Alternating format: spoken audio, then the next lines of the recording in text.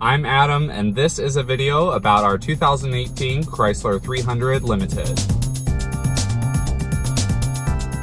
In today's video, I'm going to take you guys on a walk around of this 300 Limited, and I'm going to show you a few of the features on the inside and outside that make this car a great option for anyone in need. Starting with a little walk around of the outside here, you guys will notice that this car is in maximum steel. That is the exterior color, and as well it has these great looking 20-inch aluminum wheels. As we move around the front of the 300, one of the first things that you guys will notice is this excellent front end design. So we have these white LED lights for our daytime running, and then we have the full HID headlights. And then down below also you will notice that we have 4 LED fog lights. I always like when a car has fog lights. I think it gives a lot more of an aesthetic to the outside, and as well it does help if you need a little extra light when you're driving at night or in rain. This car is available in an all-wheel drive model, although ours is front-wheel drive. This 300 is powered by a 3.6 liter V6 engine, putting out 292 horsepower, and you're still getting 19 in the city and up to 30 mpgs on the highway. Because this is the limited trim level, this does have lots of options. It brings us these chrome mirror caps as well as the chrome door handles.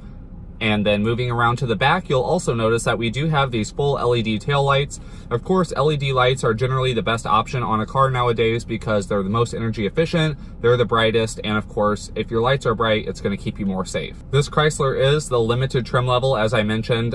For the 300, that gets us about halfway up the list in terms of options. So we do have a lot of nice luxury options, and then above this trim level, we still have the Chrysler S with the bigger engine, and then we have the Chrysler C at the top of the lineup with the Hemi.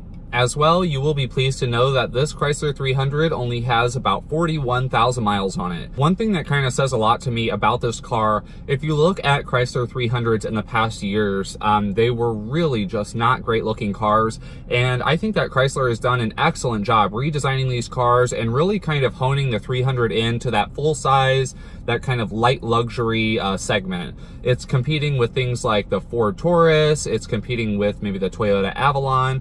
This is a great car to consider if you're looking for something full size without paying a huge fortune. Now we're going to come here to the interior where I'll show you guys the rest of the magic on this 300. As usual, we will start with a little look around the cabin. That way you guys can get a layout of the dash and how the kind of front seats are oriented.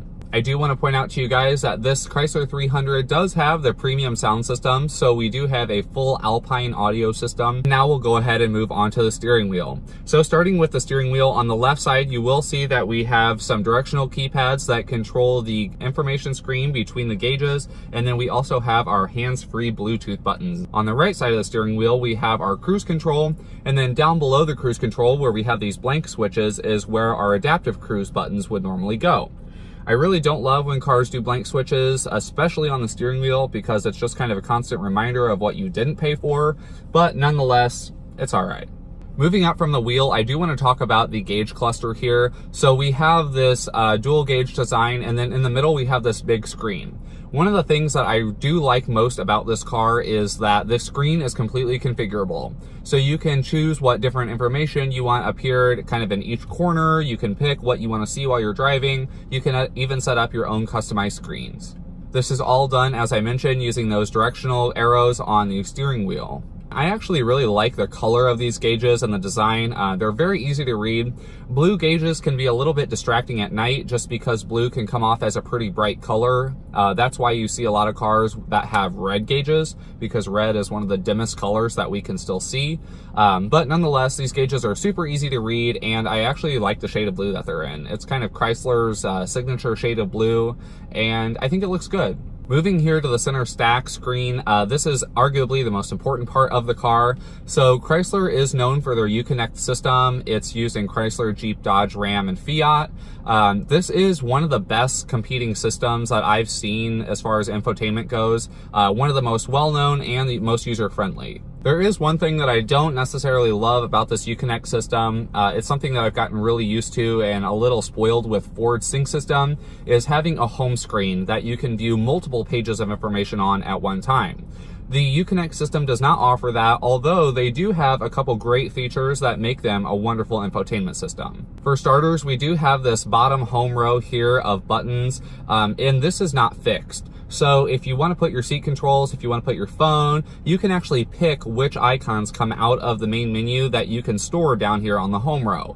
That is an excellent feature to give great usability for drivers. That way they can access whatever information they find most important right there in their infotainment system. When you start using the infotainment system, one thing that you'll notice quickly is that the Uconnect system is super duper responsive. It's very fast. Anytime you click somewhere, the screen immediately jumps there. You don't have any lagging or skipping. Everything looks nice and fluid, and that's something that I do appreciate in an infotainment system, because a lot of cars do not have those small kinks worked out with the animations and the transitions between screen. So that definitely is something that Uconnect is doing right.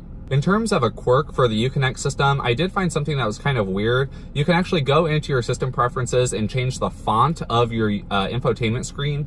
Although from the 6 options that I looked at, it doesn't really look a whole lot different. Most of the fonts seem to be the exact same, which I find that kind of weird that they include it like that, but I guess it does give you a little bit of customizability. Moving down from the screen, of course, we do have our standard climate controls.